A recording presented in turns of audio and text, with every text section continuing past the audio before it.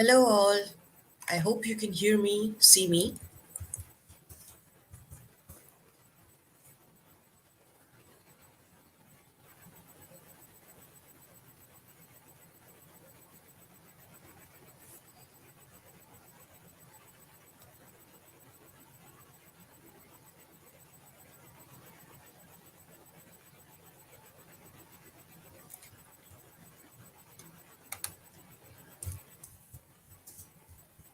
Good morning to all.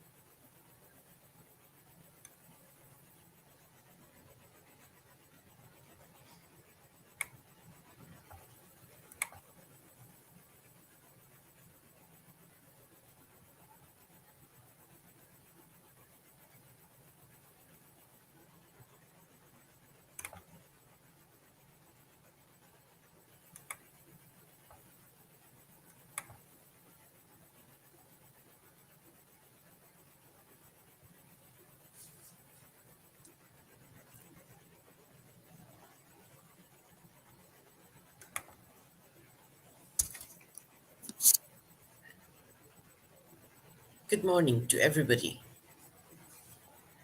Good morning, good afternoon. It's 12:30 in your part of the world.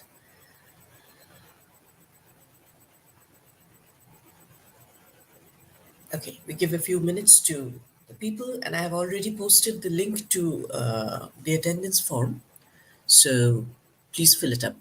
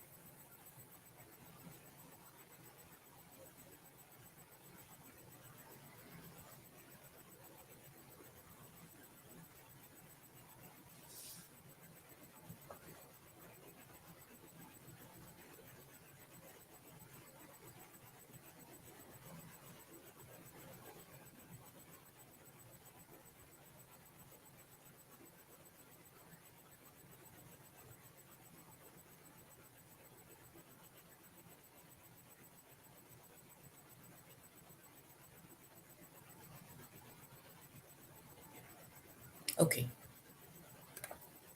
I think we get on with it.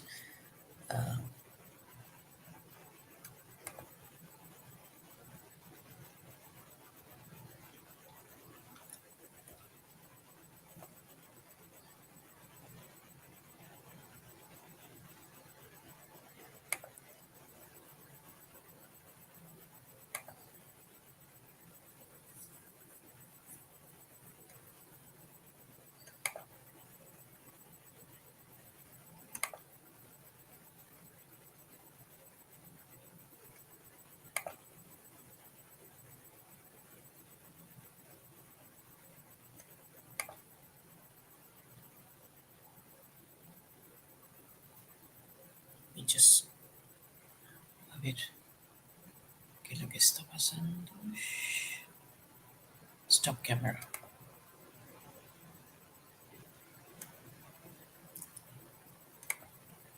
Can you see full screen? The slide.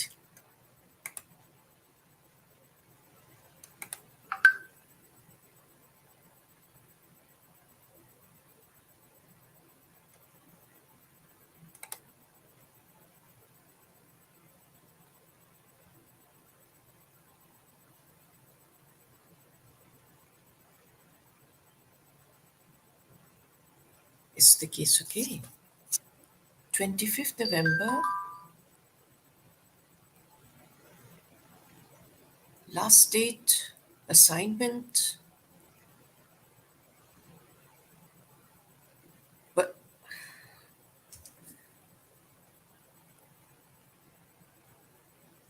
this we'll have to deal with later because I had no idea about this date. I'll have to deal with this later after discussing with the concerned authorities.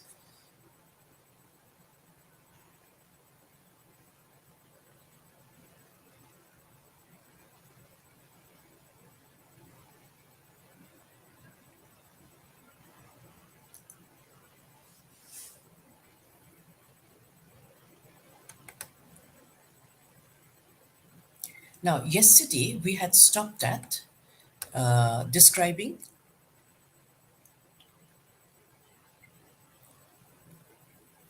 We were talking about primary and secondary imagination as per Coleridge's uh, Coleridge's theory. Primary imagination is the power behind what Coleridge elsewhere calls the mystery of perception. So its synthetic power operates through the most direct contact of the mind and nature. So what from a series of sensory images, not necessarily visual, primary imagination forms an intelligible view of the world. It is the primary imagination that creates. And then the secondary imagination, what does it do? It is an echo of the primary. So more or less, it kind of echoes with what Wordsworth says that emotions recollected in tranquility. It coexists with the conscious will. Because of this, the secondary imagination does not have the unlimited power to create. What the secondary imagination does is what it has absorbed through the primary imagination or the perception. It kind of brings forth. So the primary governs the secondary, and imagination gives rise to our ideas of perfection. And then, so in this way, Coleridge and Shelley share the belief that inimitable forms of creation can only exist in the mind. So the mind is the supreme area, is the most fertile area. As soon as the poet decides to write down his or her poem, for example, the work is inevitably diminished, probably a bit diluted. You don't have to agree with it, but this is their point of view, particularly Coleridge's. So the primary imagination is spontaneous, the immediate reaction, immediate feeling that an absorption of an experience takes in. The necessary imagination, it's a reflex or instinct of the mind and what Kant calls an empirical, that is sensory, as distinct from a transcendental degree of the imagination. Immediately, what the senses tell you, your imagination reacts to it, or your imagination comes into play. It unifies by bringing together sensory data into larger units of understanding, a process that in Coleridge parallels Kant's unity of the manifold. It brings many bits and pieces together of experience and it mulls together. And imagination contributes to the possibility of affinity through a special act of. Then there is a transcendental synthesis. Now, Coleridge also adds fancy in his description of the imagination. According to his philosophy, fancy is even lower than the secondary imagination because it's already of the earthly realm, not the ethereal. So fancy is the source of our baser desires. It is not a creative faculty, but a repository for lust. I feel it's going a bit too far because fancy also helps,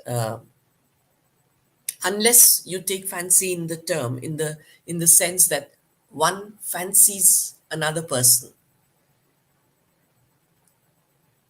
that is likes another person or feels attracted to another person, or kind of fantasizes about another thing, something baser. So it is not a creative faculty, but a repository for lust. But I don't see why lust can't be creative, or the desire for something or somebody can't be creative. But they had, particularly Coleridge, had categorized it like that. That there is something in an immediate, pure, unpolluted form of imagination which is spontaneous. The secondary is what transcends from the primary imagination after absorbing everything that our senses have offered, and then the creativity has already taken place. The secondary imagination, it kind of synthesizes what has been absorbed and it puts forth the results. Coleridge considers fancy to be inferior of the two. He does not see it as a creative power at all. It only combines what it perceives into pleasing shapes. Unlike imagination, it neither fuses nor unifies. It is the arbitrary bringing together of things. So basically, he's saying fancy is simply coordinating what the primary and secondary imagination has created. So bringing together of things that be remote, that and forming them into unity. More of an operational job that fancy does.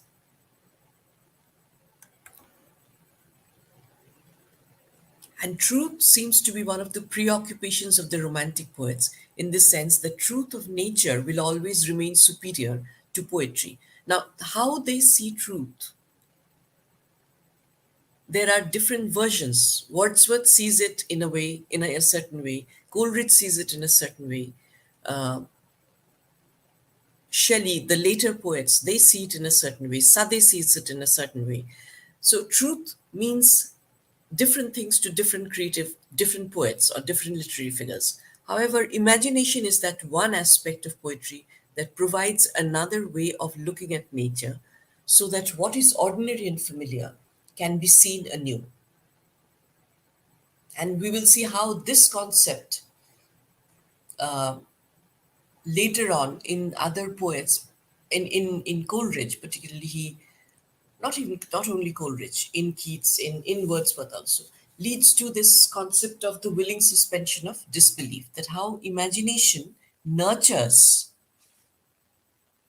a voluntary withholding of unnecessary analysis, intellectual analysis. So voluntarily, one wants to be guided into the world of magic or the world of imagination, what the poet wants you to see, or how the poet wants you to feel.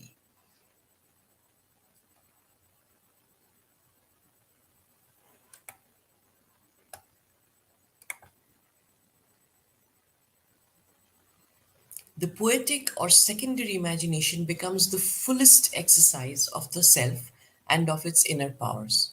It is free will, our only absolute self, that controls and directs the creative activity of art.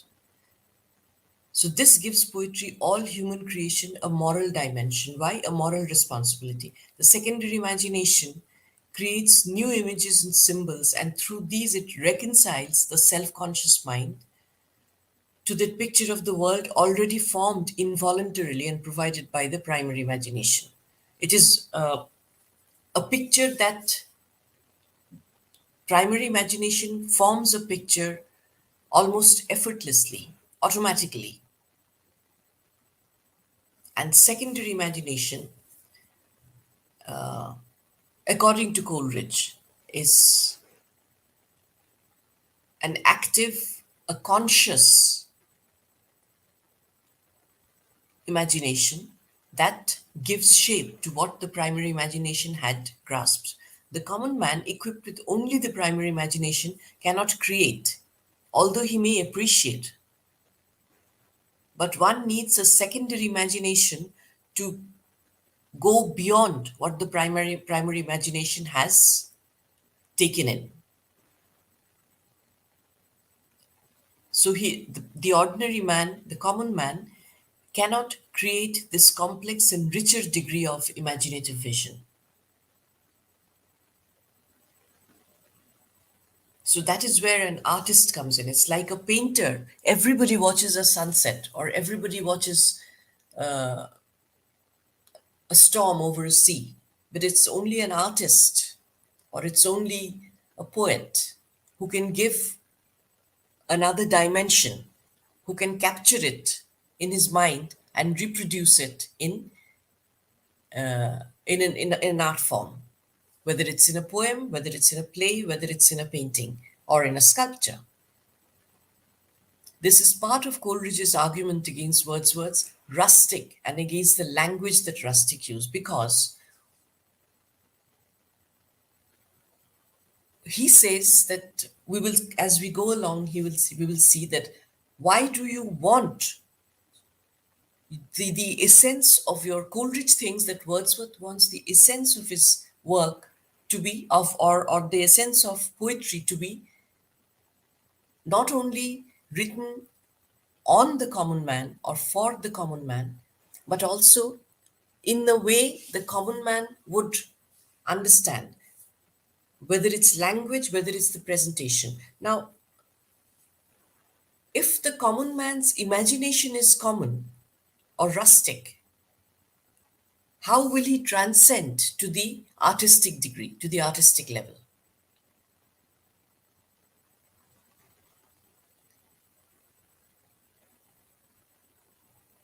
And the language of poetry, or the diction of the poetic diction, you cannot, according to Coleridge, you cannot create literature or creative work of quality by reducing it to or ignoring the artistic, or kind of imparting an artistic value to it.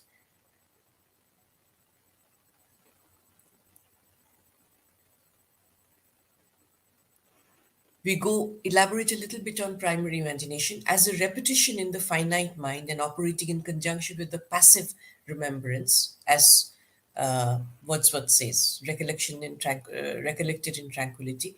Primary imagination, the agent of perception, basically produces a copy of what has been created in nature by other individuals. Once we perceive or experience the Iliad, for example, we can more or less reproduce it.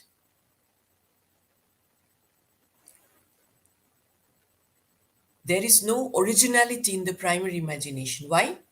Because it only absorbs what it sees.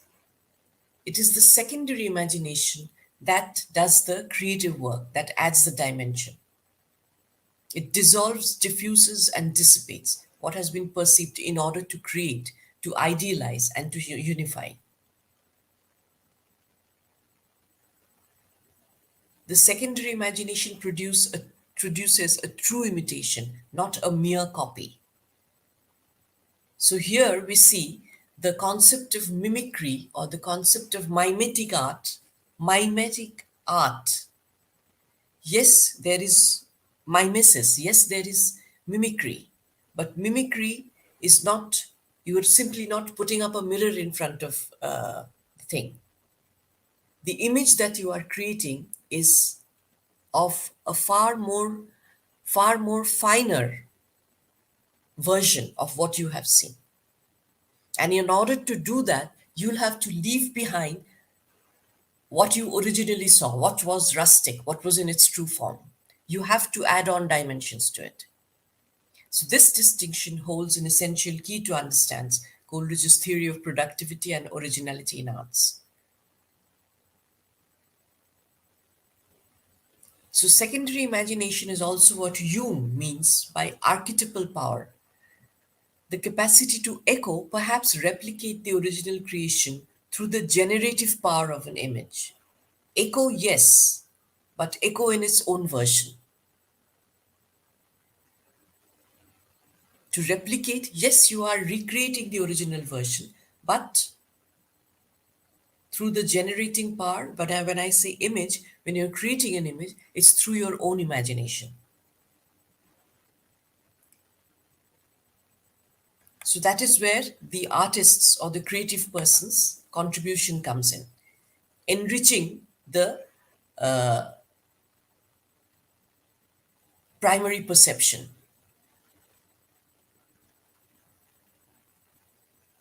So, difference between imagination and fancy, according to Coleridge, is one of kind rather than degree. So, rather one of quality, I would say, rather than degree. During the 17th century, the terms imagination and fancy had almost been used in a synonymous sense. Later on, it accorded a superior sense first to one term and then to the other. But finally, by the end of the century, imagination came to be firmly established as the superior form because it was intellectualized. It was Wordsworth's reading of a poem in manuscript that aroused Coleridge's interest in the problem of imagination and fancy. The poem had he had a lot of time on his hand to do this kind of uh, hair splitting analysis, but it was definitely an enriching contribution to literary criticism. The poem had a deep impact on him. Pondering over reasons for this, he concludes that fancy and imagination were two distinct and widely different faculties instead of being, according to the general belief, either two names with one meaning or at the furthest, the lower and the higher degree of R and the same power. So basically, they were very two distinct and widely different faculties, and not as they were perceived to be initially.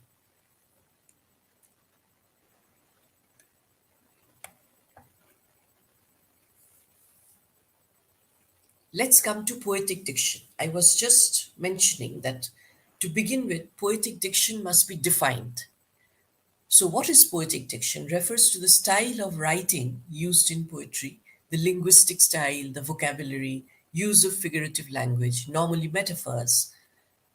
Up until Wordsworth's writing of the 1802 preface to the lyrical ballads, the adherence to the poetic diction had yet to be seriously challenged because poetic diction in those days, as it was, as I discussed yesterday, that poetry was never inclusive of the common man before. It was more of a regular courtly exercise. It was a regular favorite intellectual dabbling of the elite of the upper classes, so to speak. Wordsworth's issue essentially with the use and adherence to poetic diction was the fact that it tended to alienate the common man, given that the common man did not speak using elevated vocabulary and figurative language, unnecessarily protracted expressions. And because Wordsworth said that given he wanted poetry to speak to all, that he wanted to find creative beauty in the common man or in the common occurrences or in nature in its pure form. So Wordsworth believed, given he wanted poetry to speak to all, that complete adherence to poetic diction needed to be eliminated. That language should be purified. By common man, he means rustic folk and humble people. By selection, he means that this language should be purified of its absurdities and coarseness. There are two main arguments with which he supports the theory. First is that the rustic people hourly communicate with nature. Now, here they come into conflict, Coleridge and Wordsworth. They regularly communicate with nature, and this was Wordsworth's take. I don't know whether he's actually seen a farmer talking to the plants, but being amongst nature in its pristine form must have qualified the common man to become the subject of Aristotle's common man or woman, or uh, anything that has its existence in nature in its unspoiled form, has must have merited Wordsworth's attention and interest.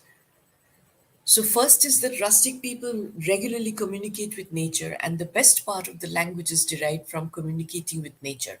So, their language should be the language of poetry. So, their language should be the language of poetry. And their language is simple and clear, so there is that is more suitable for poetry. Comes very simplistically put, they are close to nature, they are unpolluted by the sophistications, unnecessary sophistications that one sees in urban or court life, where all these days poetic exercises were practiced or artistic exercises were. Basically, it was rich patrons, it was kings, queens, rich people, wealthy people, urban people, non-rustic people, sophisticated people who were supposed to have been blessed with that was the perception, who were supposed to have been blessed with the intellectual capacity and capability to understand poetry or any kind of or art or painting. You couldn't take your art or your creative outputs to the rustic people. That was the concept all these days. Now Wordsworth wanted to change that completely. He says that there should not be any difference in the language of prose and poetry. This is actually what caused a lot of difference between Coleridge and Wordsworth. He does not make clear whether whether he means the vocabulary or the position of words. So when you say it's the syntax of words, if he means the vocabulary, then we can agree with him. But there is definite difference between position, how you construct your sentence or your line. There is, we definitely know that there is difference between positioning of the words in prose and poetry.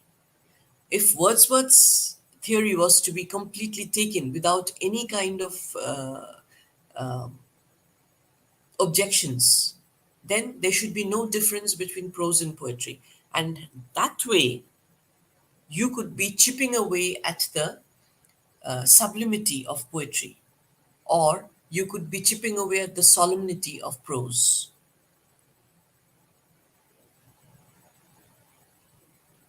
But he felt basically that language is language, diction is diction. Make it understandable for the common man.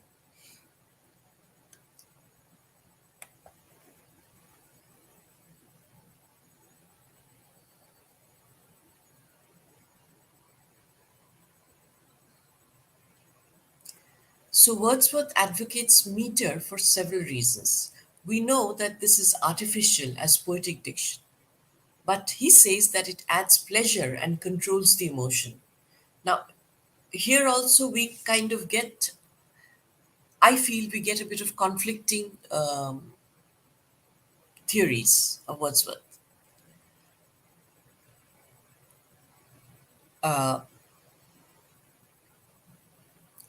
Because does the common man really know how to write poetry?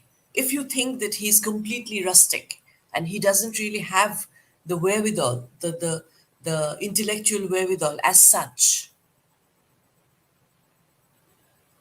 to inculcate the sophistication of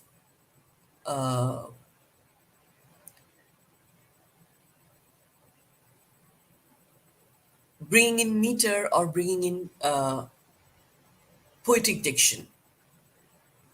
But Wordsworth says that meter is good because probably because the common man, this is very basic psychology, that the common man would probably appreciate something which is said in meter and not in a prosaic form. So Coleridge repudiates almost all the points of theory, including the two main points. He says that the best part of language is not derived from communicating with nature, but from the reflection of acts of mind itself. Now he takes it to a much more complicated level. Secondly, he says that if the rustic language, if you want to purify the rustic language, which means you have to leave behind the coarseness, you have to leave behind the unsophistication, then it's no more rustic. It becomes your average urban court language, sophisticated language. Anything that is purified, you're basically sharing off the rustic bit and sharpening and honing it into something that is suitable for your poetry. So, coming then to a detailed consideration of Wordsworth's theory of poetic diction, he takes up his statements one by one and demonstrates that his views are not justified. And actually, they parted ways, they fell out on this. Wordsworth asserts that the language of poetry is a selection of the real language of man or the very language of a man. And that I told you it was vernacular. It became vernacular. Muse became a leveled muse to be understood by not a lofty existence. The muse is not Wordsworth's muse is not a lofty existence. Wordsworth's muse comes down into the green fields, into the hills, into the rustic life, and dwells there. So, and that there was no essential difference between the language of prose and that of poetry. That was Wordsworth's take. Coleridge reports that every man's language varies according to the extent of his knowledge, the activity of his faculties, and the depth of quickness of his feelings. Depth or quickness of his feelings.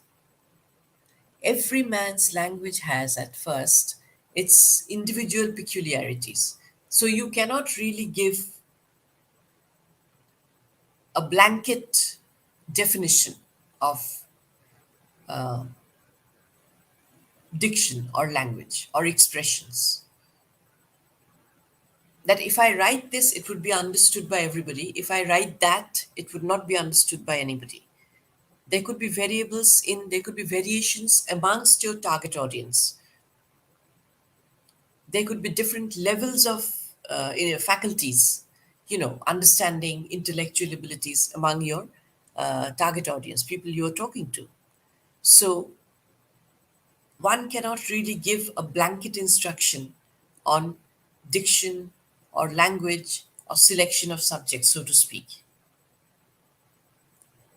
Because Coleridge said, you mean if I wrote a fantasy story of the ancient mariner who actually went and killed an albatross, and the albatross was put around his neck, and he roamed around like a cursed person?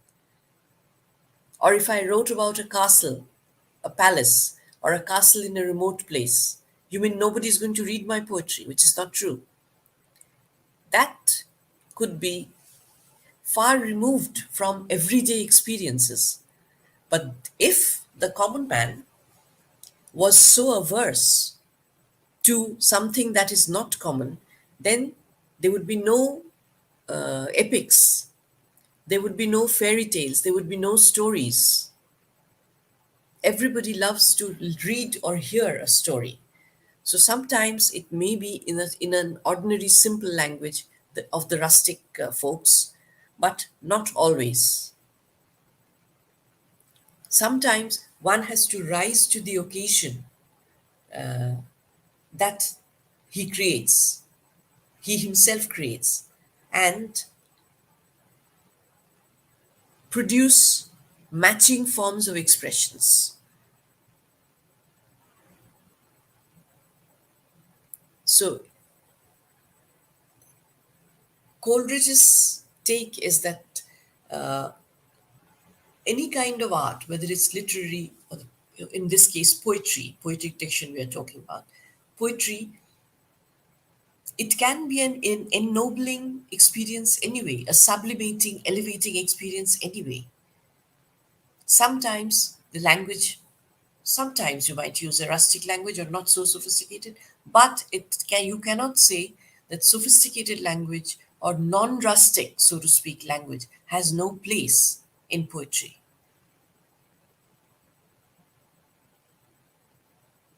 So Coleridge reports that every man's language varies according to the extent of his knowledge, the activity of his faculties, and the depth of or quickness of his feelings. Every man's language has its individual peculiarities. Maybe one is more learned than the other. Maybe one has the desire to say it better or understand it better. Secondly, the properties common to the class to which he belongs. And thirdly, words and phrases of universal use. No two men of the same class or of the different classes speak alike. Very true.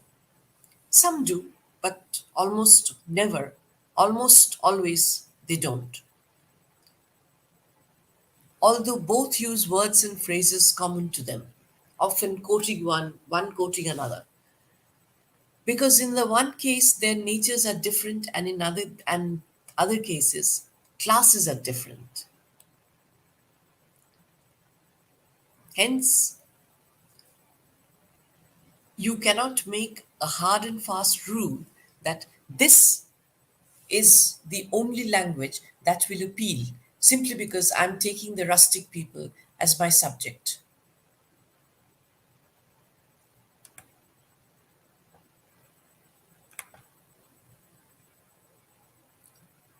So this applies much to the language of rustics as to that of townsmen.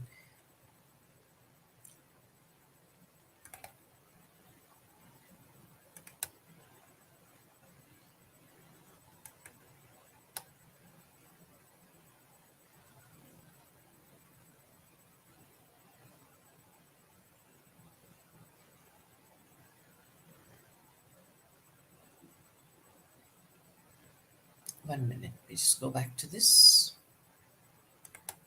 Yeah. Which of these varieties of language, asks Coleridge, is the real language of men? Each, he replies, has to be purged of its uncommon or accidental features, such as those picked up from family, possession, profession, or locality.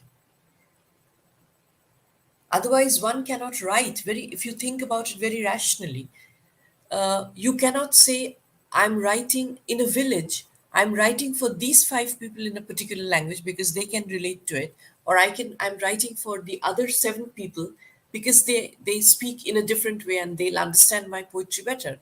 Your poetry is your poetry. Your essay, your play, they are your creation. Ideally, we feel, if I were to react to it, that the poet might wants to level, might want to come down to the grassroots to write about the ordinary, so to speak, ordinary people, so to speak, ordinary incidents and everyday that is happening in nature. But he does his own creation. What he has seen with his primary imagination, he has recreated with his secondary imagination. So let him put forward his expressions, his creativity. Maybe not specifically targeted to the sophistications of the court, maybe to an extent more easily understandable by the common people. But one cannot completely polarize and say what you're saying is only for rustic people is not what I'm saying. Mine is only just for the sophisticated ones. So Coleridge, in reality, is not saying that ignore the rustic or ignore the common man, but your creativity, you maintain your creative standards. You don't have to sacrifice it just because the common man cannot, because you cannot please anyone, everybody. You end up pleasing nobody. So do not, another way of looking at it is, do not sacrifice or compromise what you are creating to give in to the demands of your entire target audience. That way you dilute your own creativity.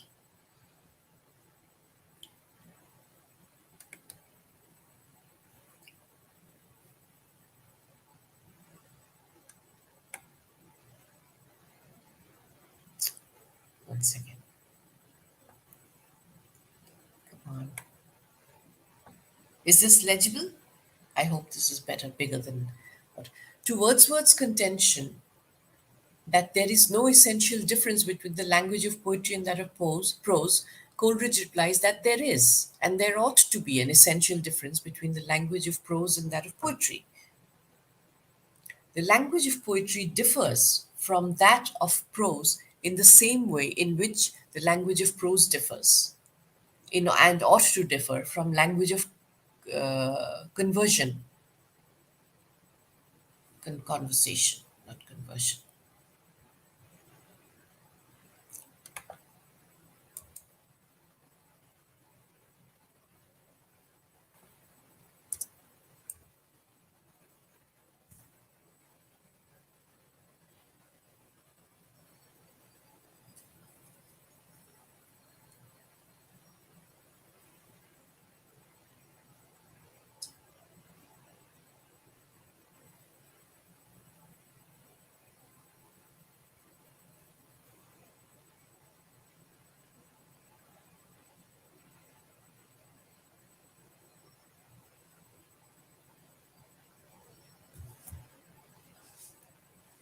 Um,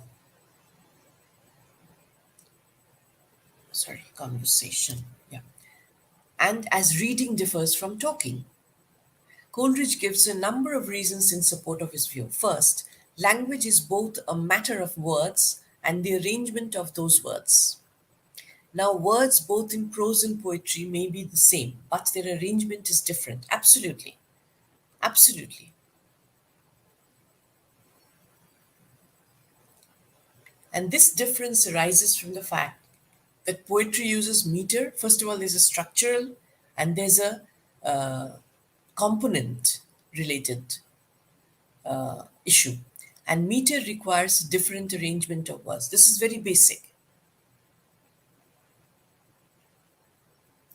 As Coleridge has already shown, meter is not mere superficial decoration, but an essential organic part of a poem. A meter enhances the mood of a poem, adds to the essence of the poem. Hence, there is bound to be, it's very easy to see. You cannot uh, write lyrics like limericks, or you cannot write epics like just ordinary lyrics. Hence, there is bound to be an essential difference between the language, that is, the arrangement of words of poetry and of prose. There is a difference even in those poems of Wordsworth which are considered most Wordsworthian. In fact, meter medicates the whole atmosphere, and so even the metaphors and similes used by a poet are different in quality and frequency than those of prose. And the mood of poetry is completely different from that of prose. Hence, the language cannot be the same. I totally agree. You might use something colloquial, you might use something more,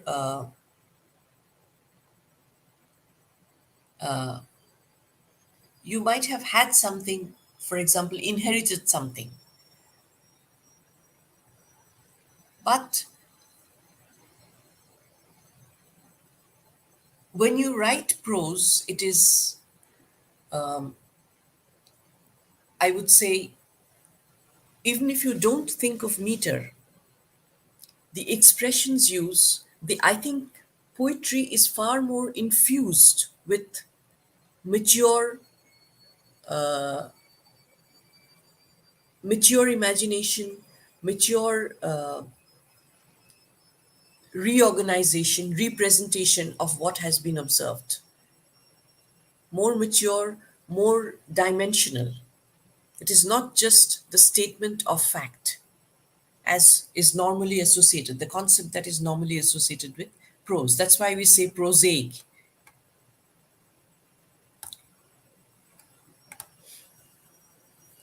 Let's take a look at the willing suspension of disbelief. It is used to describe our acceptance in art of the most fantastic worlds whose premises, actions, or outcomes we would question or reject in reality. Instead, we willingly decide to be fooled. We willingly decide to withhold our analytical faculties.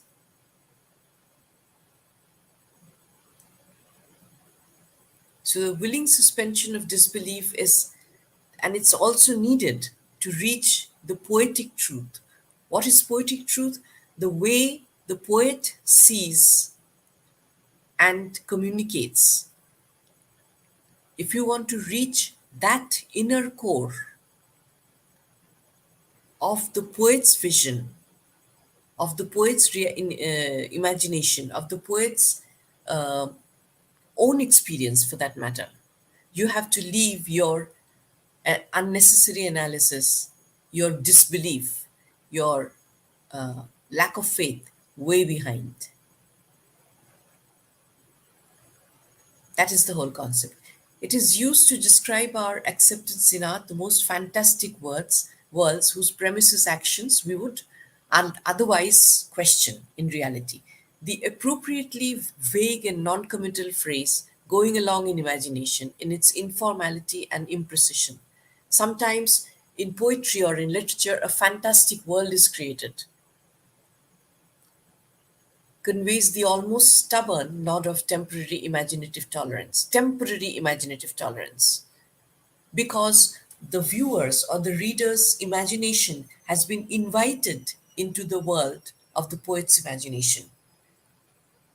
And if you need to walk through that door, you will have to withhold voluntarily your questioning of whether what I'm about to see is feasible or whether what I'm experiencing or seeing is feasible or real. Simply because you want to enjoy that moment of magic.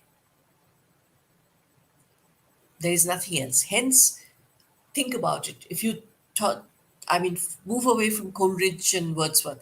Think about the Midsummer Night's Dream, a Midsummer Night's Dream. Do you really find in real life a fairy king, fairy queen, and somebody casting some sort of magic spell so that Titania falls asleep and she falls in love with a man with an ass's head, or a Prospero just by waving his magic wand, he kicks up a storm or he calms it. Because human beings love to listen to stories. Human beings love miracles. Human beings love magic. Human beings love mystery.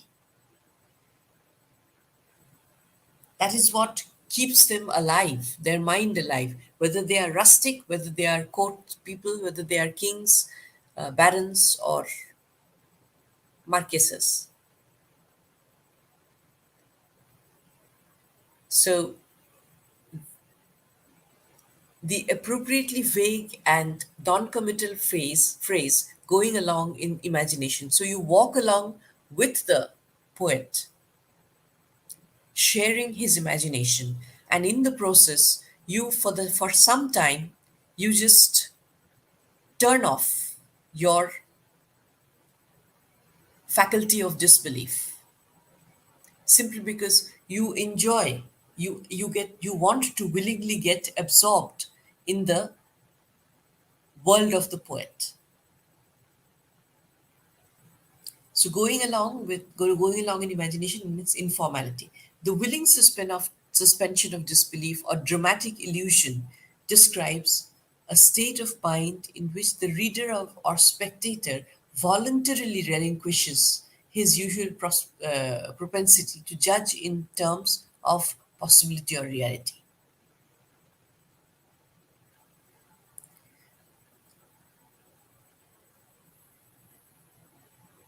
So, whatever is presented to him must seem, therefore, to be probable. What you are seeing could be absolutely fantastic, but for that particular time, it is absolutely real. To give credence to the art, the work of art, or the work of literature, the artistic representation, one must step into the world of the creative artist. Otherwise, you would be killing off the minds of the creative people, if you're too realistic. Whatever is presented to him must seem, therefore, to be probable while it is before him. Such a suspension of the will and comparative power, however, presupposes a state of excitement induced by the poet and must be won gradually and sustained by his art. 1 minute.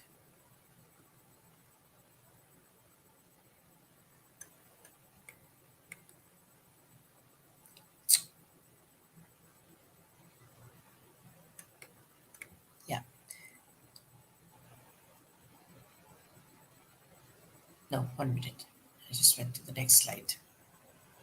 So, such a suspension of the will and comparative power, however, presupposes a state of excitement induced by the poet and must be won gradually and sustained by his art and craftsmanship.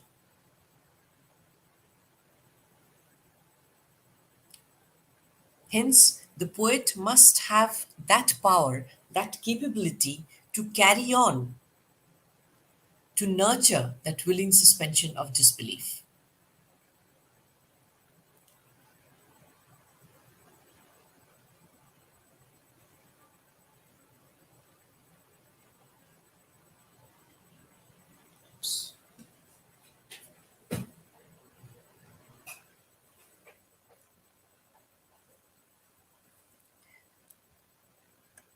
So, we can refer to Aristotle in this particular case, that Aristotle acknowledged the way inconsistencies may spoil the effect of art, poetry, play, and added the notion of skillful poet. He put it very simplistically that if you find something unbelievable or unrealistic, it might spoil the effect of whatever you have created.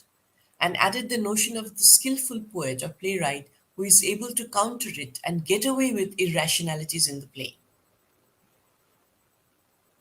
He treats it as an involuntary mood brought forth by the talent of the poet. The poet, I told you, leads the reader or the audience into this magic world and keeps him spellbound with his magic. The absurdity is veiled by the poetic charm with which the poet invests it. So here is the credit of the poet or the creative artist or the painter, that you know, and the person who's experiencing it knows it's a willing suspension, knows that this is not real, knows that this is absurd, knows that this is, might be, he's being fooled into believing that there is whoever, a Christabel, or there are castles, or there are palaces, or there are magical creatures. There is a palace of Kubla Khan, Xanadu.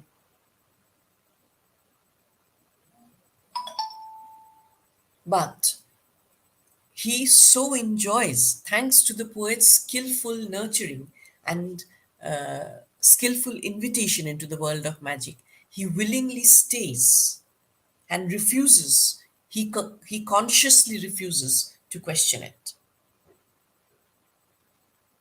So, the willing suspension of disbelief is the method of bringing non realistic supernatural elements in justification in literature. It is a way through which a writer infuses a human interest and a semblance of truth. So, what you see, you know is not real, but it is already infused with a semblance of truth. Into a fantastic tale, the reader would suspend judgment concerning the implausibility of the narrative. This formula refers that the responsibility of the readers rather than that of the responsibility lies rather on the readers because it's the reader who's willingly suspending his disbelief. Yes, the writer is nudging it. The writer is incubating it. He's nurturing it. But the main responsibility is that of the reader, the person who's experiencing it. That he's so charmed,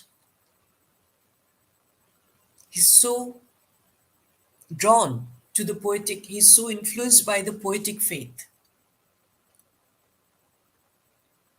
that he willingly refuses to even stop and think that this is not real. This is all nonsense.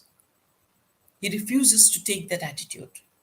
He willingly allows himself to be led into the world of magic or the world of the unreal. We'll just take a quick short break and come back.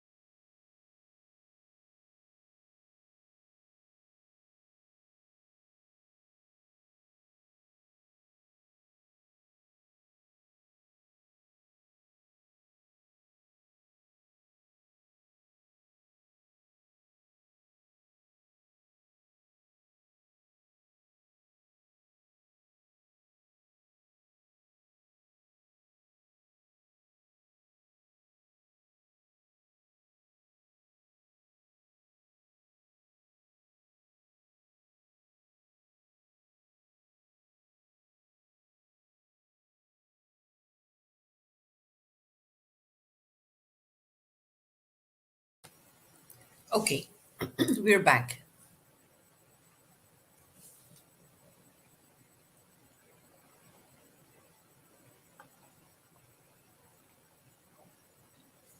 Please make sure all of you fill in your attendance form.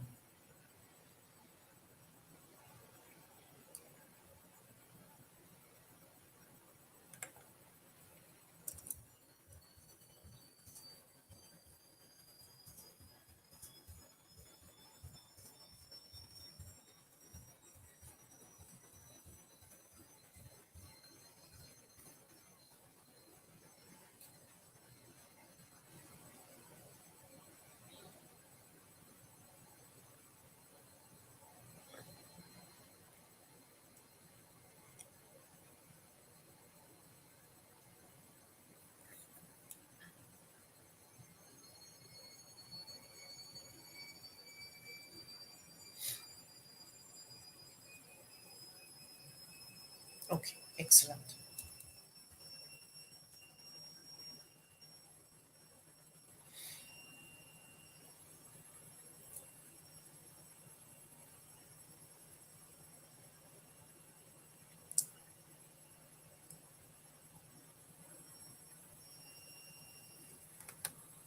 One second, let me just upload this. Share screen.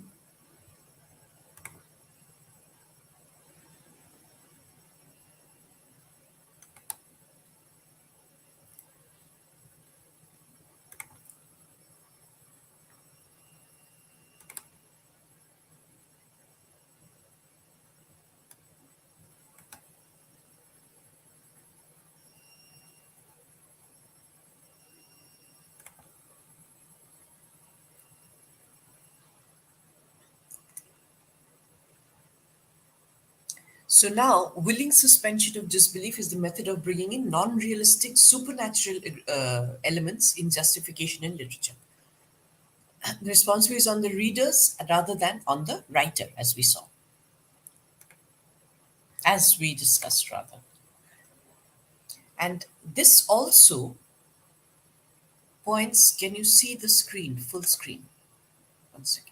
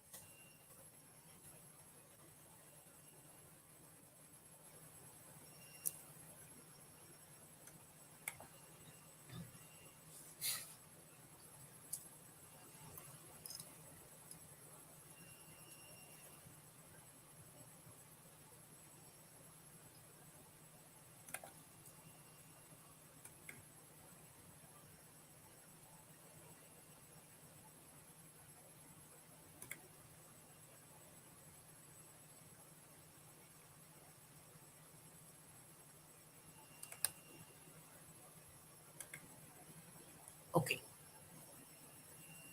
okay, excellent.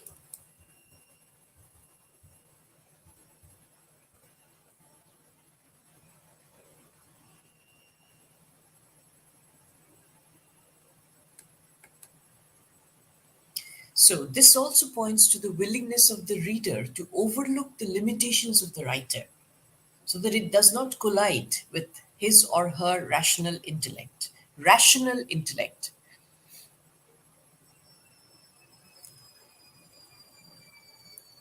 Because a very simple way of rejecting the whole thing is by saying, this is all fantasy. This is all unrealistic. This is nonsense. But the reader willingly overlooks these limitations of the writer because he realizes also that whether it's the reader or the appreciator of a painting or whatever, is that he's willing to give the creator that artistic license, the creative license. And he says that I do not want to collide, I do not want to create a conflict, because the objective is to create something beautiful to appeal to my aesthetics, to my aesthetic sense, to my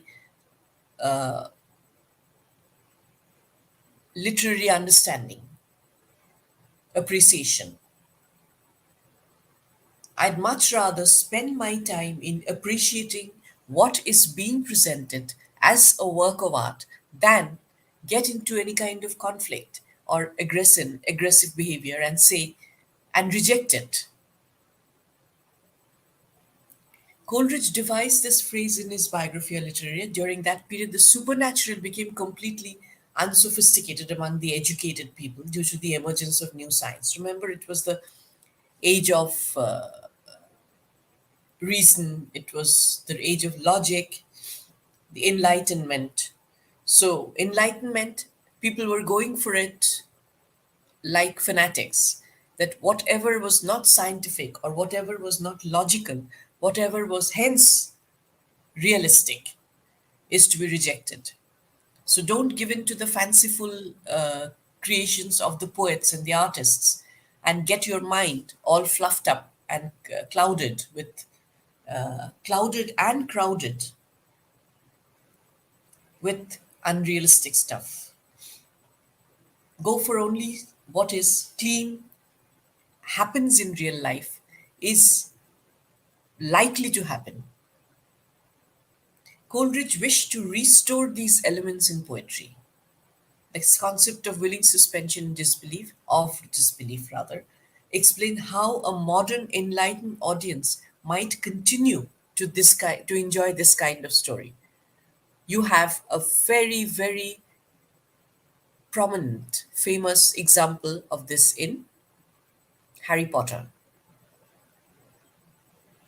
a runaway success. A very contemporary example is Harry Potter. Who would believe in witchcraft, in wizards? But the way the invitation was so strong, the the experience was so enriching that people would willingly board the train, the Hogwarts Express, and go into the world of magic. They would believe in something evil being overpowered by good and by magic. It's not just by destiny or by karma or by retribution, by magic. There would be no Superman, there would be no fairy tale, there would be no Disney movies, successful Disney movies. And honestly speaking, nobody would read stories. Nobody would read a Hans Christian Andersen. So Coleridge wished to restore these elements in poetry and explain how a modern enlightened, the audience is not stupid, not he's coming into, he's doing this, he's practicing this willing suspension of disbelief, not because he's stupid or he's intellectually challenged. He's highly intelligent, he's highly sophisticated, and he's highly determined to willingly suspend his disbelief in order to enjoy this kind of story.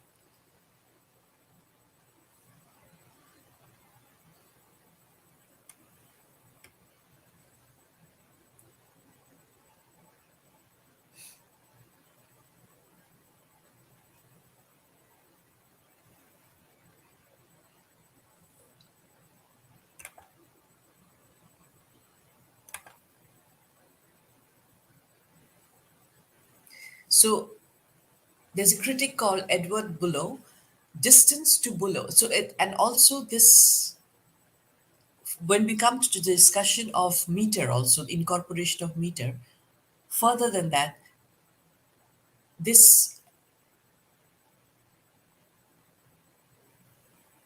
this concept of appreciating or creating an aesthetic object, he is at least temporarily separated from his practical self, the removal permitting a more intense object centered experience. An aesthetic response, he insisted, lay somewhere between the undesirable extremes of an over and under distancing. The former characterized by apathy or incredulity, the latter by discomfort or embarrassment. And Brecht wanted to distance or to alienate his audience from the characters and the action, and by dint of that, render them observers. You distance yourself from your characters.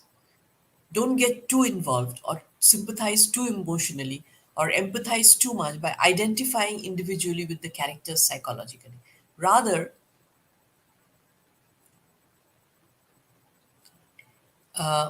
he wanted the audience to understand intellectually the character's dilemmas and the wrongdoing producing these dilemmas exposed in his dramatic plots.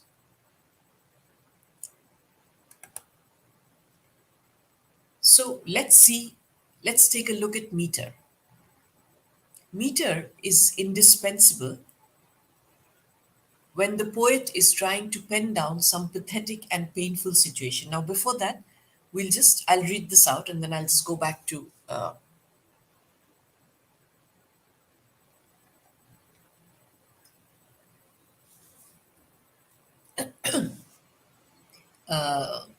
bit more analysis of this. Is indispensable when the poet is trying to pen down some pathetic and painful situation. It gives a distancing effect to the whole piece and imparts to it an unsubstantial and dreamlike quality. Hence, harsh reality becomes remote and is rendered more endurable. Meter is almost doing the job of putting some sort of a psychological buffer or an experiential buffer. The application of meter makes the reader sense the skill of the poet in overcoming artistic difficulties in the way to poetic creation that also gives pleasure in a certain way. Could be the security of feeling that I'm not part of that horrible situation, I'm simply reading about it. And if I'm reading about it in meter, it's probably one more level removed from me, simply because I do not communicate like this in real life.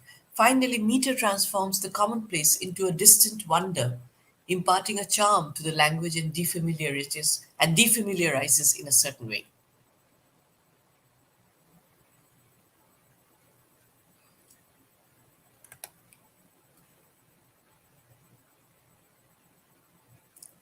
You can do a bit of reading, copy this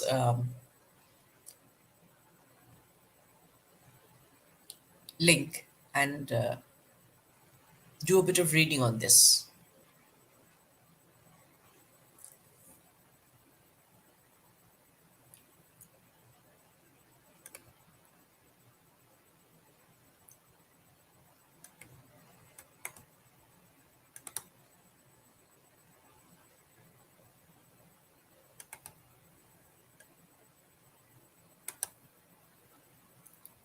Now,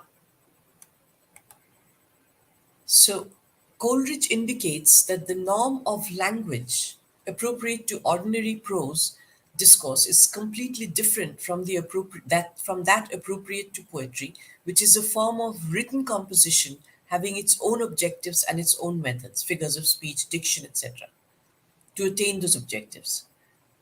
So, when he talks about the origins of meter, Coleridge stresses that while the elements of meter owe their existence to a state of increased excitement, he keeps coming back to that increased excitement, increased involvement. These elements are formed into meter artificially by voluntary act of the will.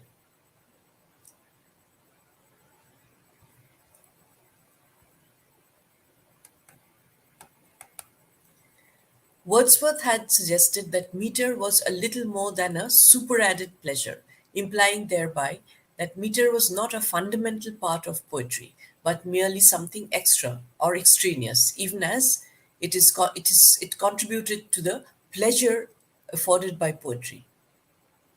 Coleridge rejects the arrangement, the argument, and asserts that meter is an essential, like I said, an organic part of a poem. I write in meter because I am about to use a language different from that of prose, he said, and explaining the effect of meter on the reader, Coleridge says that the meter works its influence powerfully, though unnoticed. It simply enhances the entire experience.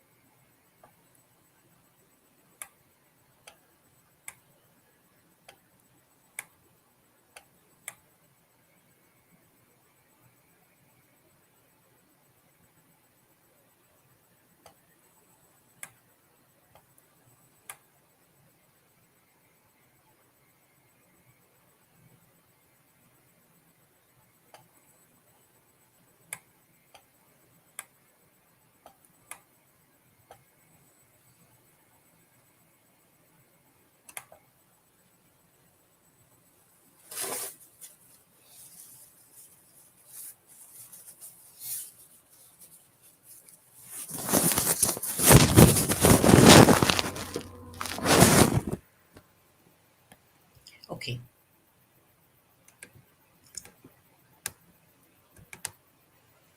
so we now come on to late theories of Edward Said, Franz Fanon, and Homi K. Bhabha. I'll do a bit of introduction to Edward Said, and then in the next class, I'll take up the other two writers.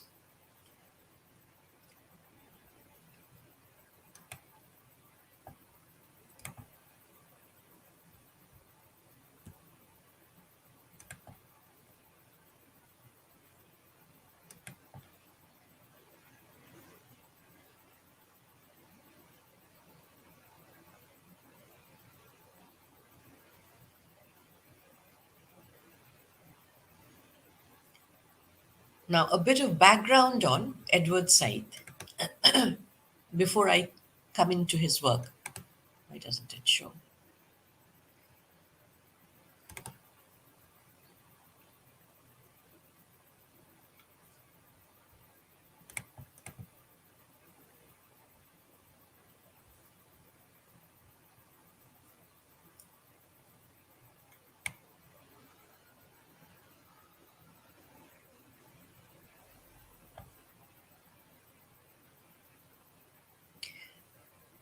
Let's first take a look at his writing, and then we will talk about him a bit.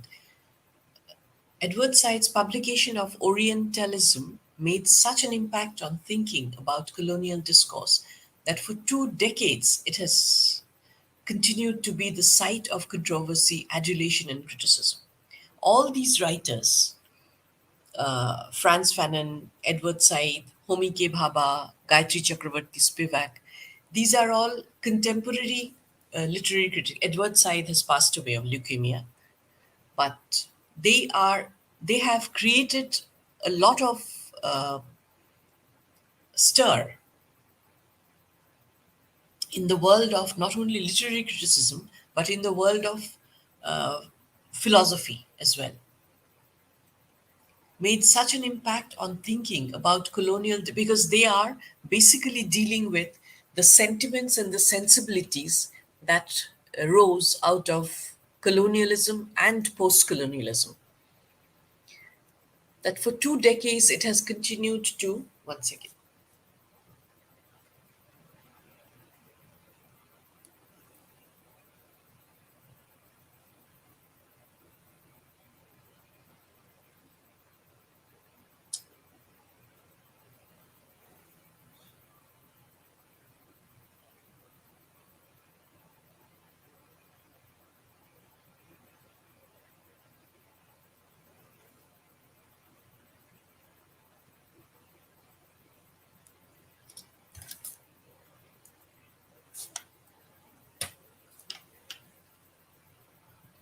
Said's intervention is designed to illustrate the manner in which the representation of Europe's others, that if it's not European, it's the others, has been institutionalized since at least the 18th century as a feature of its cultural dominance. Now, when we talk cultural dominance, the attitude used to be, unfortunately, sometimes it's still there, that we, the Europeans, are culturally superior. We are more civilized. So we define what is culture, what is culturally superior, what is superior culture, and who is culturally superior. And by that, not only do we define ourselves, but we define those who are not like us, so the others. Orientalism describes the various disciplines, institutions, processes of investigation, and styles of thought by which Europeans came to know, so to speak, the Orient over several centuries, and which reached their height during the rise and consolidation of 19th century imperialism. In those days, there used to be only king and queen. Um, Everything from the East was, so to speak, exotic, but to be petted, to be cuddled maybe, to have a very patronizing attitude towards, but may not be good enough to be at the table with us. Just may not be. So there were racial considerations, there were mind frames, there was a lot of bigotry as such.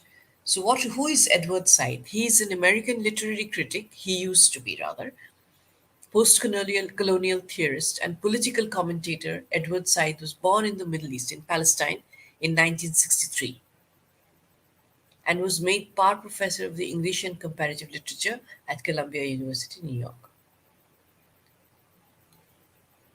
In Orientalism, Said provides a critical analysis of the Western construction of Oriental culture. 1 minute, let me separate this. Culture in the guise of academic study. Said's thesis is that the conceptualization of alien culture embodied by Orientalism is in fact a means of defining and thereby exercising control over it. So, our perspective, the European perspective, the Westerner's perspective, is the real perspective. It doesn't really have to be real. It's the way we see it, it's through the prism of our perception that the East or the Orient is represented to the world.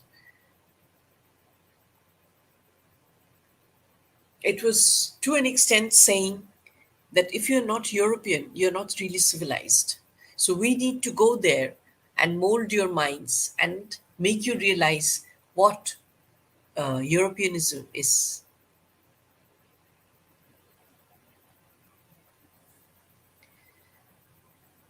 Above all, Said argues, although Orientalism ostensibly involves the description and definition of an alien culture, it in fact embodies a discourse through which European culture, like I said, defined itself like we are this and you are that, through providing a definition of the Oriental as exhibiting radically opposite tendencies, as like irrational as opposed to rational. What you do is the lack of culture. What we do is the epitome of culture. What we do epitomizes. We are the paradigm, we are the paragon of virtue, we are the paragon of perfection. And you guys need to learn from us. You are the others. You are almost like saying the subalterns. You are like kind of there. You're not European, you're the others.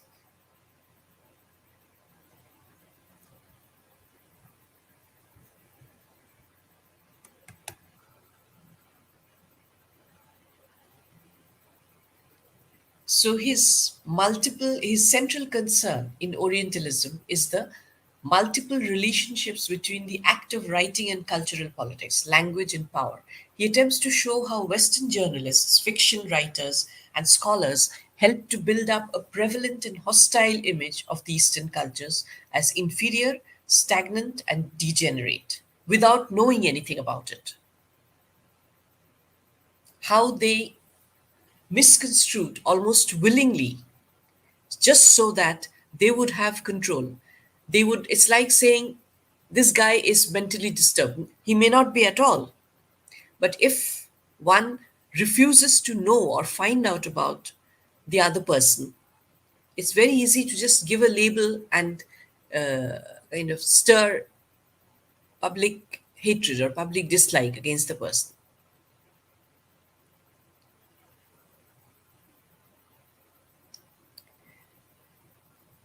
He also attempts to show the extent to which these representations permeate the Western culture.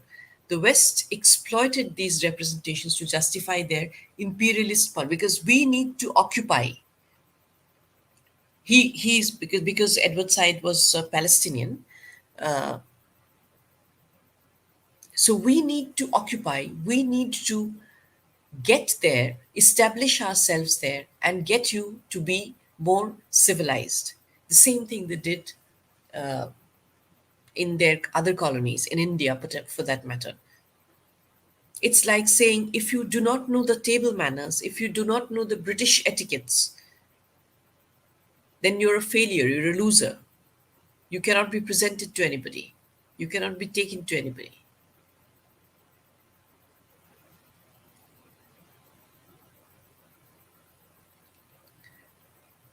The West exploited these representations to justify their imperialist that we have to, our presence is very much needed to polish up, to shape up these people.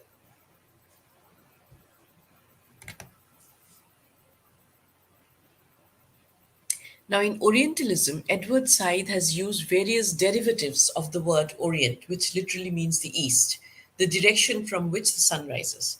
Geopolitically, Orient signifies in those, particularly in the olden days, they mainly thought of the Middle East, Asia, and the Far East, mostly the Middle East. It was Turkey or Iran, or because India and the Far East was really, really far away, territories that were once a part of one another, a part of one or another European empire. All these places have been colonized. Said uses the word Orient to signify a system of representation framed by political forces that brought the Orient or the East into Europe, into Western empire. Western learning and Western consciousness. If you do not have that, sorry, but you're not civilized. That is what Orientalism has become or has been in the West. The West uses the word in its relation to the East. It is a mirror image of the inferior and alien to the Occidental West.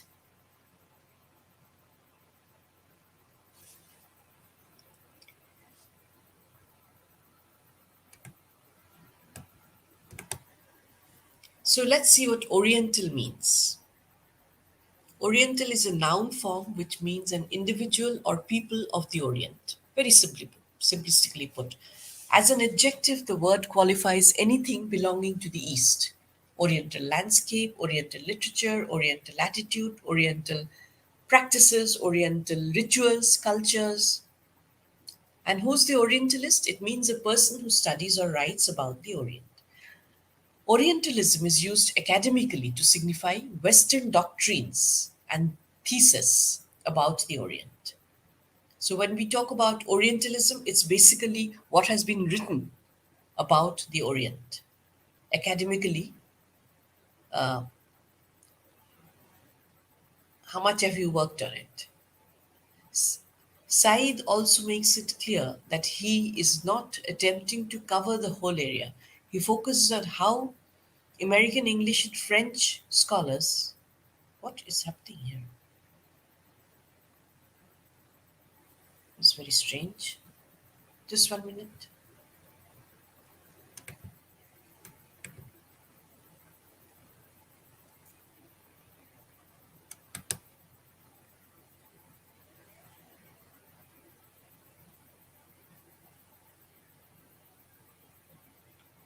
1 minute.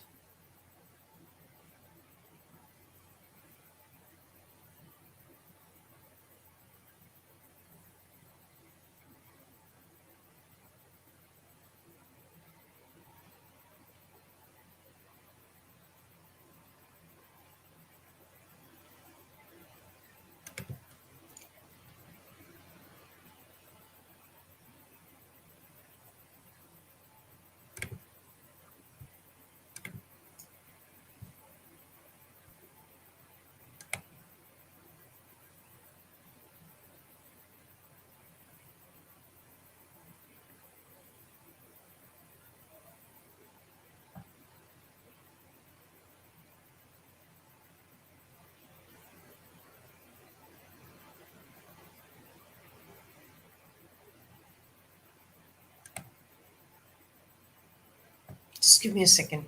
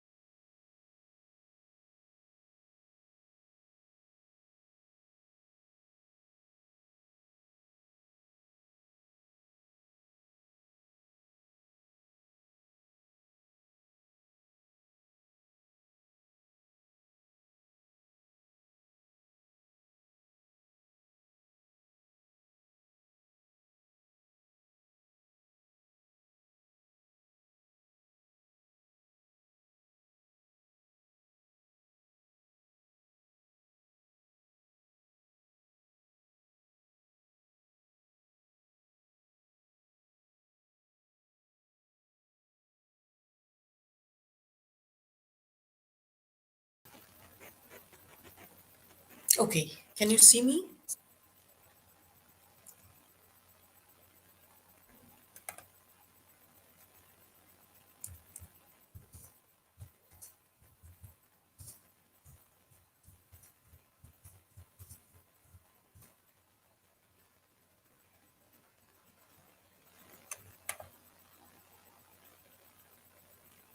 I think I lost network connection for a while. Okay,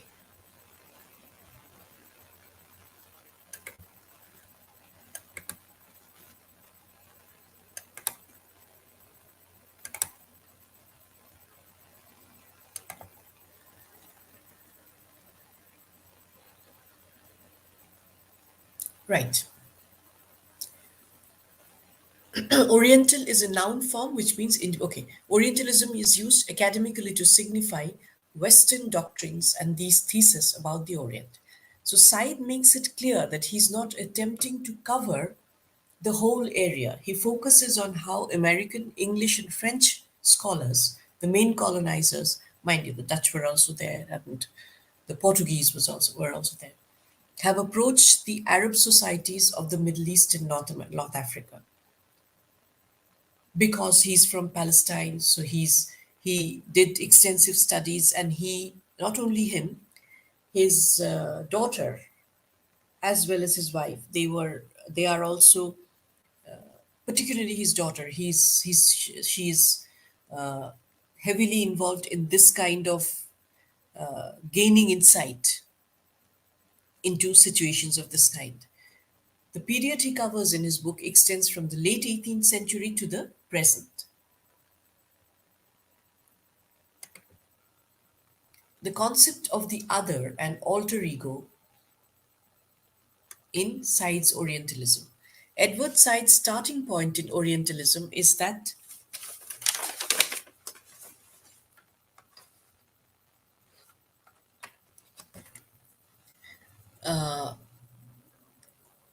the existence and development of every culture impels the existence of a different and inevitably competitive other or alter ego. Therefore, Europe, construct, in its attempt to construct its self-image, created the Middle East, the Orient, as the ultimate other. It was almost like creating an opponent to let the world see how much better I am. Middle East or the Orient and the West do not correspond to any stable reality that exists as a natural fact, but are merely products of construction. It is an artificially constructed alter ego, the other, in order to establish colonial supremacy or imperial supremacy.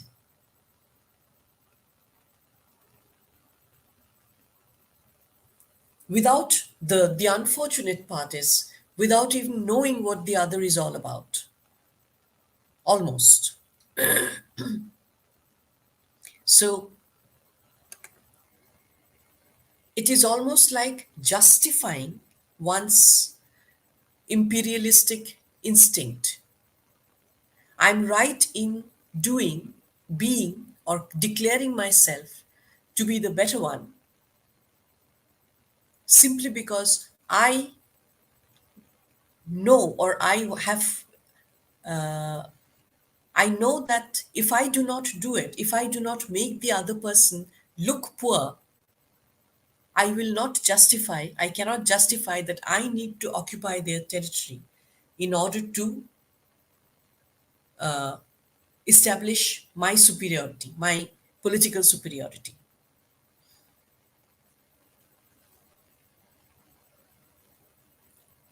So he has put forward various definitions of Orientalism in the introduction of his book Orientalism.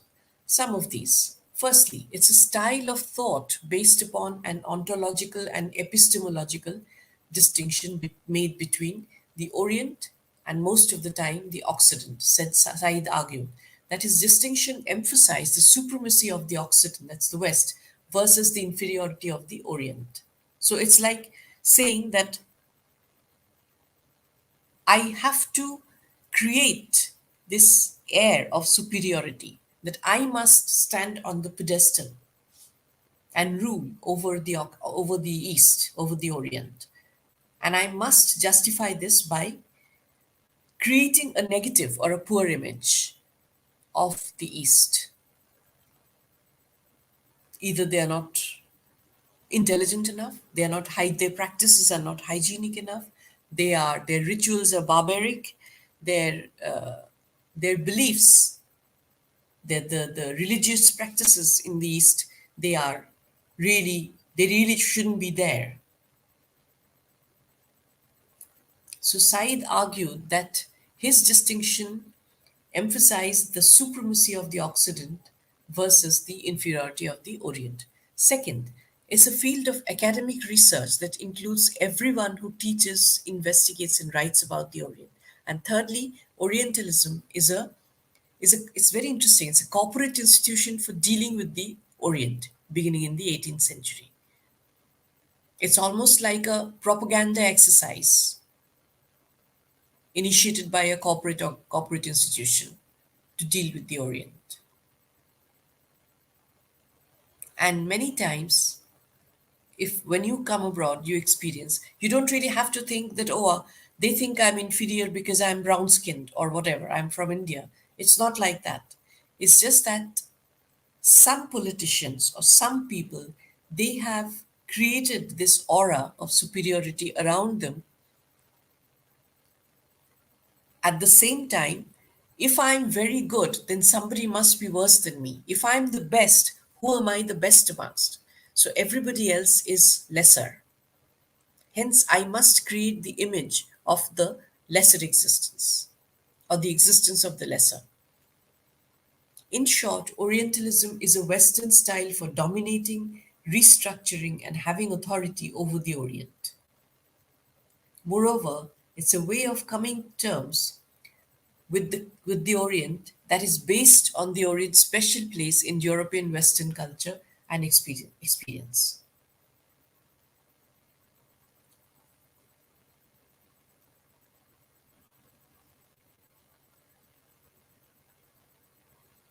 See, probably they felt threatened. Probably they started feeling inferior themselves. Probably they felt that, oh, we don't have as much as they have, which they didn't anyway. The amount of wealth that there was in the East, both in the Middle East and in the East, was unthinkable by the Western people, particularly in the 17th, 18th, 19th century. And now it's coming back again, it's coming full circle. But they have a lot, they don't know what they have. Let me have that. But in order to have that, how do I have that? I'll have to grab them, I have to dominate them, I have to rob the countries. Now, on what pretext do I dominate? I can't say that you're agriculturally poor, so I construct railways all over. You can't really say there's no doctor to treat my little baby, so it'll probably go.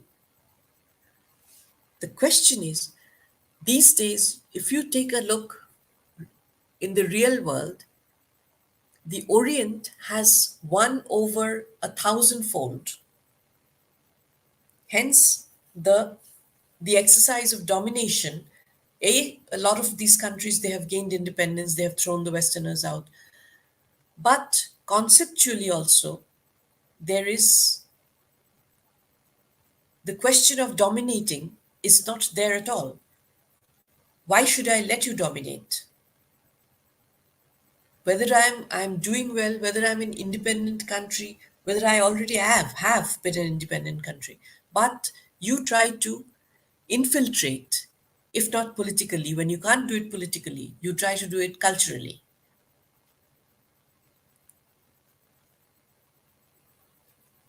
So that is one way of looking at Edward Said's theory. Mind you, that like I said, not all Westerners and not all Europeans were into dominating another culture or putting or kind of pressing down with their boots, saying that you guys are inferior, so you need to listen to me. But a lot of them were.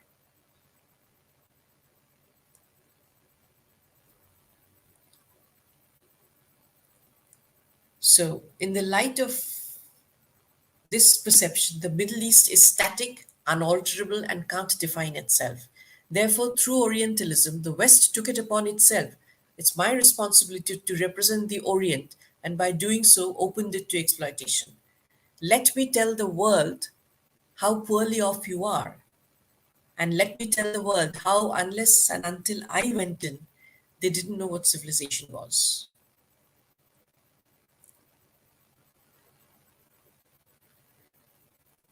The very purpose of Orientalism is to take control of the Orient and take away from it any ability to speak for itself. It's like decorate the Orient in the best possible way, but have your authority, establish your authority on them, and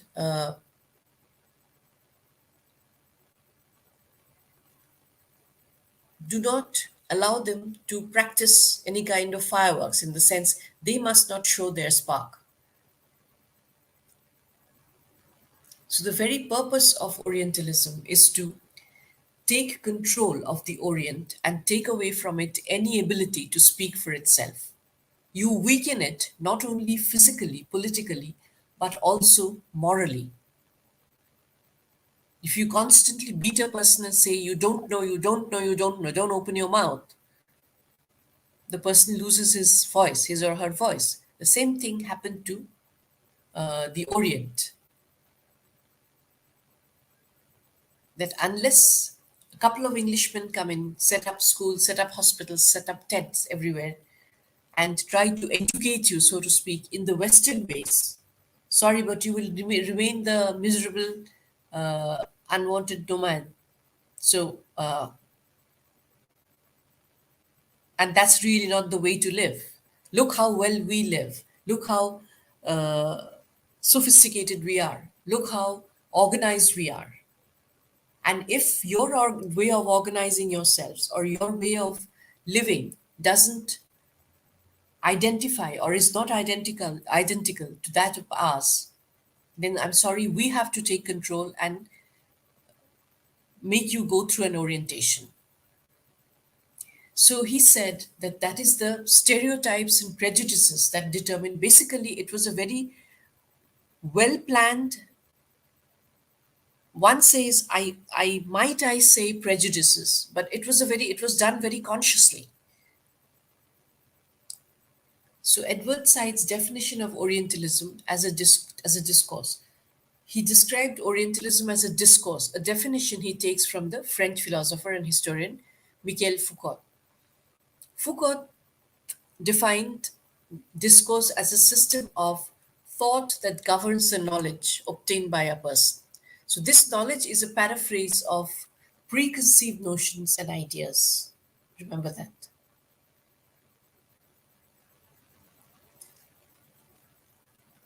At the end of every, okay, I'll give you the questions later. He also described as a, okay, so a discourse is the product of interaction between power and knowledgeable and knowledge interconnected in a never-ending circle. And in Foucault's view, the knowledge is power and also the way of gaining power. Intelligence is power. So you do your research, find out which are the ways one can politically, culturally dominate another nation or another area. So that kind of knowledge is definitely power. Edward Said, following the idea of Foucault. One second.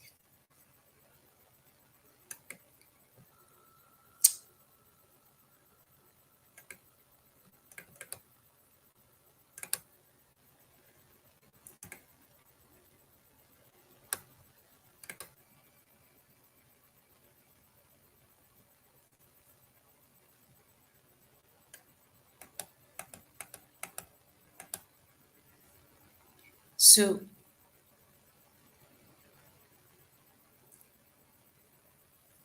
Focused on the relationship between power and knowledge, he argued that without examining Orientalism as a discourse, one cannot comprehend the hugely systematic discipline by which European culture was able to manage and even construct the Orient politically. It was militarily, sociologically, scientifically, imaginatively, and ideologically during the post Enlightenment period.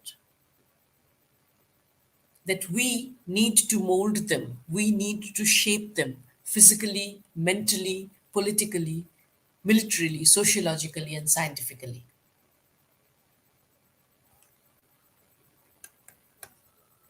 The scope of Orientalism covers all the dimensions of the subject, both in terms of historical experience and time period. Moreover, it also covers the subject in terms of political as well as philosophical themes. Side.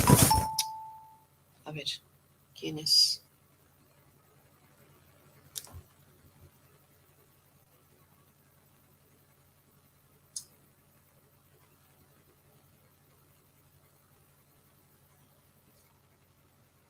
See, this is what is happening. You can't see this.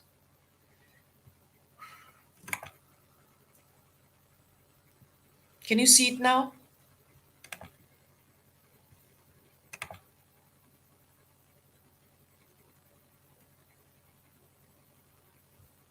A ver, share. Why isn't it taking it?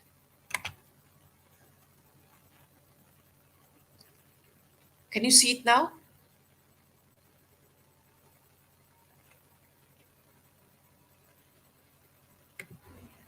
Now?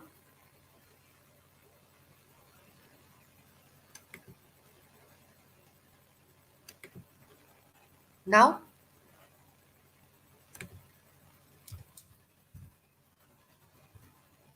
Okay, excellent. God knows what is going wrong every time. Okay. So, okay, we've seen this. Do you want this slide? I'll just keep it. You can have a look.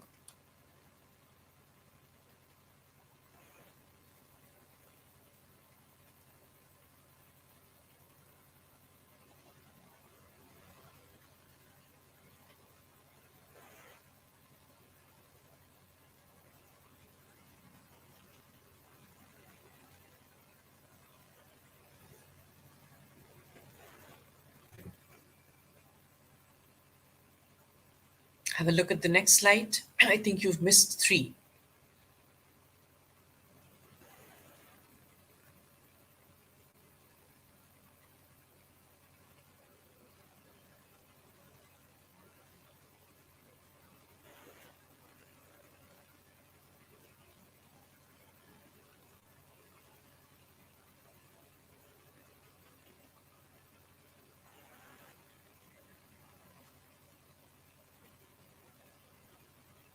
Okay, I go on to the next one.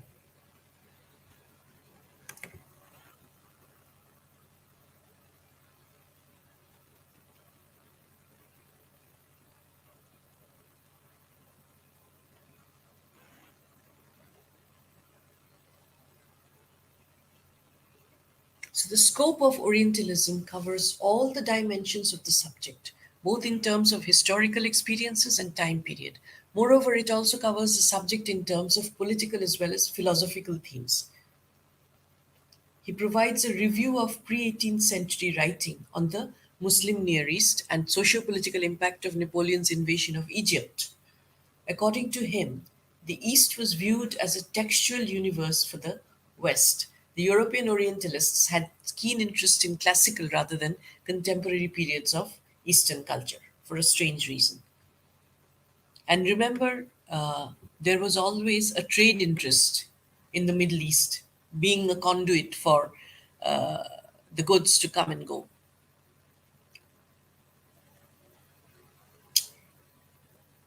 He traces the development of modern Orientalism by presenting a broadly chronological description. He also attempts to trace it by describing a set of devices usually common to the works of popular artists, poets, and scholars. Said presents a review of the French and English traditions of the study of Muslim Near East during the 19th century and further up to World War I.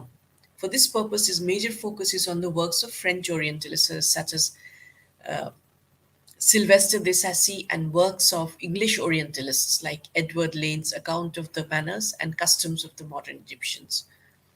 The thing is, in general, it was the East was thought of not so enlightened areas. It's like something comes out of the East. It could be exotic, it could be petted, it could be cuddled, or it could be stamped upon. So the attitude was that do not give them too much of decision making power, simply because they have been taught to think of themselves as less intellectually occupied, equipped. Furthermore, in this chapter, Edward Said endeavors to demonstrate how Orientalism has influenced and affected the Western perceptions of the Arab Middle East and Middle Eastern perceptions of themselves. Sometimes you can mold, you can reconstruct in one's own mind one's perception of one's own self. If you keep telling a person, you're a fool, you're of low intelligence, I don't know whether you'll make it at all, like when nobody's going to hire you, nobody's going to marry you, nobody's going to uh, invite you to their houses. In everyday life we come across it, this kind of political and psychological bullying. Probably that's why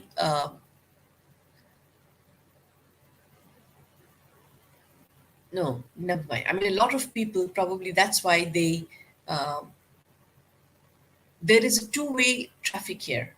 One is, if you have, for example, I'll give you a small example. If you have married somebody from the Orient, everybody thinks, wow, what an exotic creature that is. What do they do? Uh, do they eat from the floor? Do they have tables and chairs? Do they shower only 2 times a day in summer or once a day in summer and never in winter? They don't know what hygiene is. They don't know what sanitation is. They don't know what a structured way of administrating a country is.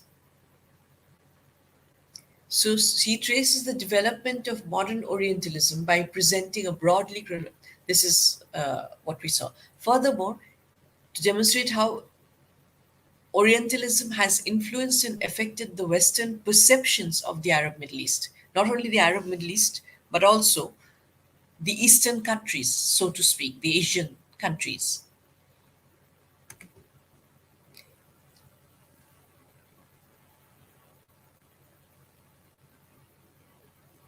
So he begins the chapter with discussion of Orientalism in the 1920s and 1930s. This is dramatic error. Once again.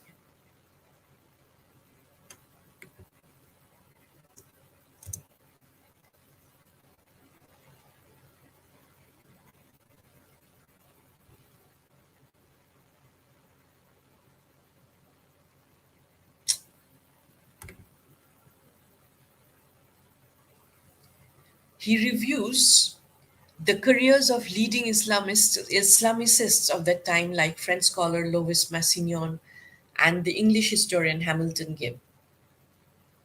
Edward Said takes note of the lectures of Gibb as a director of the Center for Middle Eastern Studies at Harvard, especially his views on the Arab mind and the aversion of the Muslim from the thought process of rationalism. Now, this is something that is um a kind of Western propaganda created by the Westerners about an Oriental country. The thing is, probably the arguments were so strong, and because there was no, as we will see, I'm not doing Spivak, but Spivak always said that whoever was the subaltern or the other never had an agency, that is, a representation. Hence, whoever was in power, or is in power for that matter, he or she or that body, they manipulate the image. And sometimes too much of manipulation can make the victim of the manipulation believe exactly what is being said about his country, his beliefs, his practices, his culture, his religion, his way of life. If he's constantly told, he or she, this is no good, this is no good, this is no good, so that person keeps repeating it, this is no good, this is no good, and that kind of becomes his or her mantra. So some people, at the same time, while this kind of Orientalism theory was doing the rounds, some people actually had were broad-minded enough to address this issue, that all is not what you say.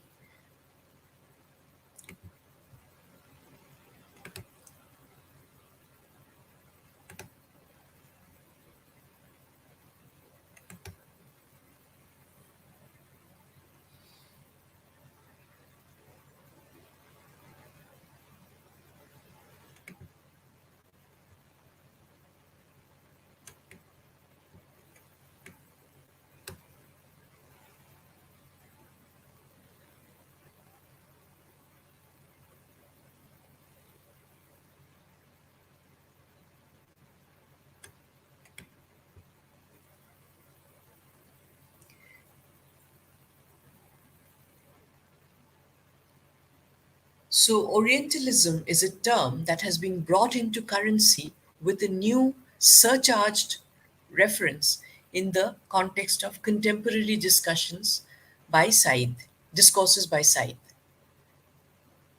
Is most intimately connected with Said, a scholar born in Palestine, but settled in the USA. His father was in the US Army as well, who has been a post colonial and cultural critic, and who came out with his book where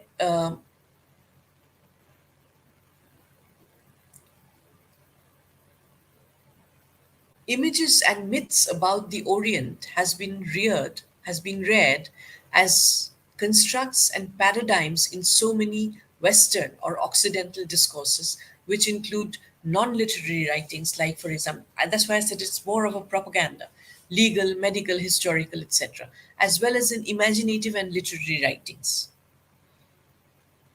It's like saying, oh, you just have somebody called a Kubla Khan. They think everybody's called Kubla Khan in the Middle East.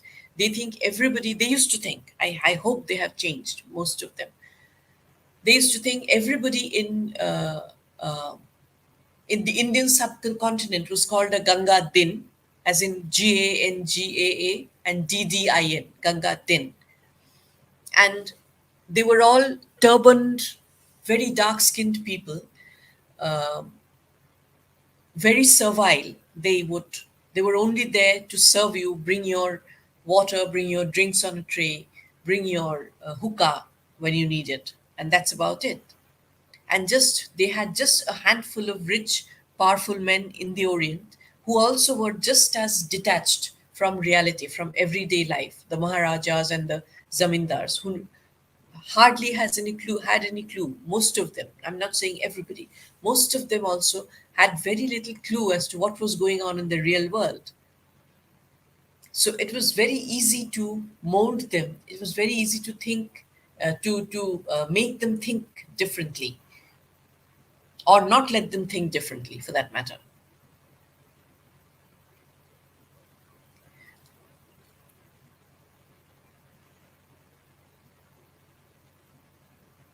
And myths were created about the Orient, images were created about the Orient.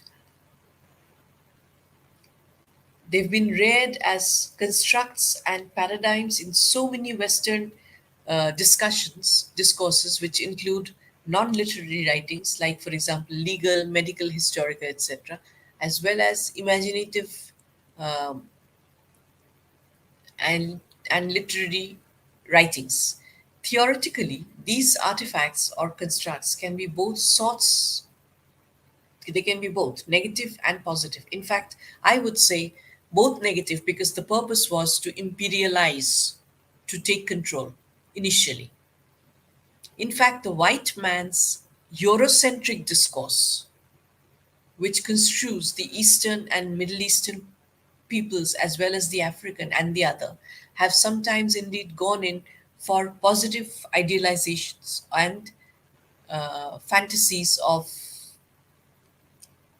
Eastern differences. For instance, in such respects as allegiance within family, as also hospitality to strangers. More frequently, however, the Eurocentric myth about Orientalism hatches into existence derogative fictional constructs as the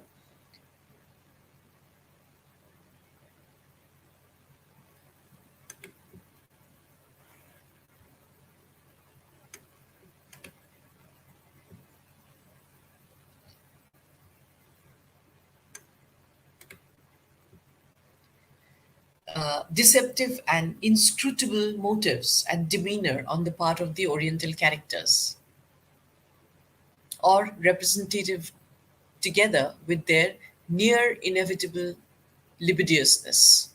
It's like all they want is some white women in their harem.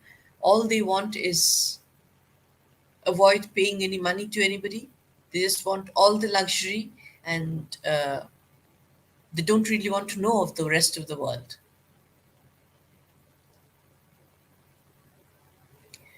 So, Said's discourse consciously gears itself up with ideological implementations and methodology to consider this white man's myth about the Orient. Just remember this, that he is basically dealing with the myth created by the white man about the Orient. In Orientalism, he demonstrates precisely how Eastern and Middle Eastern people have for centuries been systematically pejorated and stereotyped. Not only well, he wrote about the Middle East more. We also know that about a country as cultured as India, it was given a completely different purpose for that matter.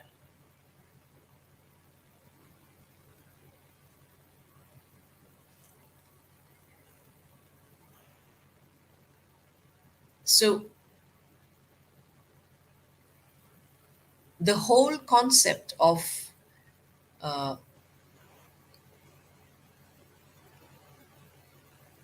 Orientalism is, as far as Edward Said is concerned, that it basically belongs to the post-colonial and cultural studies, places studies in Orientalism under these broader categories. Ideologically, Orientalism, a discourse, also draws sustenance from the impetuses of new historicism. Also, Said's intellectual position has been influenced comprehensively by the ideas of Foucault. Foucault is he himself was from the Dominican Republic or from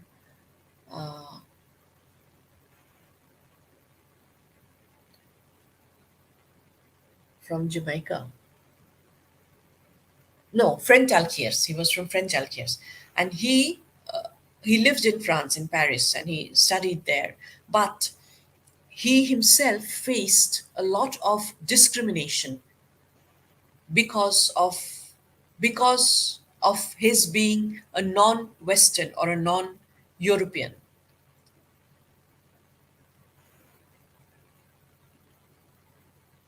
And why did these people want to take it up as an issue, Orientalism?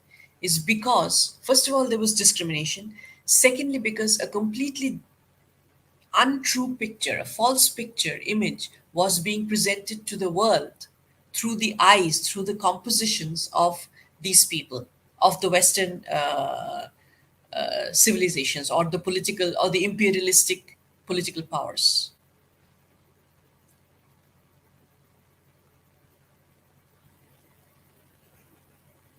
So we'll stop here today and I'll continue on. I think I have my next class on the 21st. Um,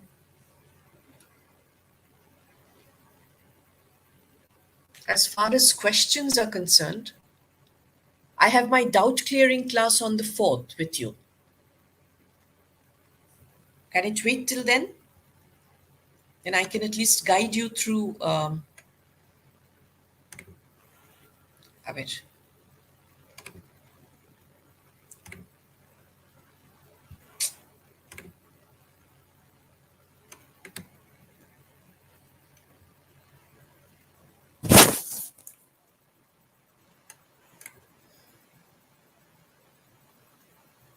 Which previous slide? Which number do you want?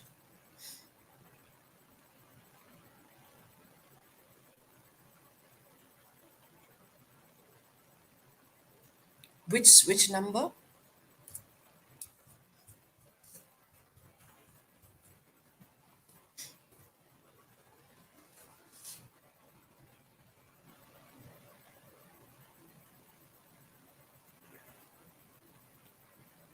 Second last?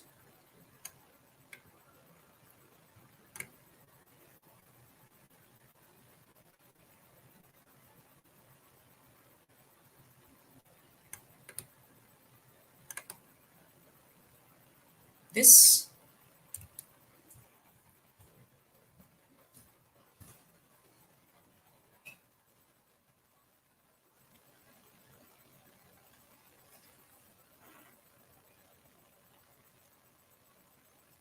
Okay.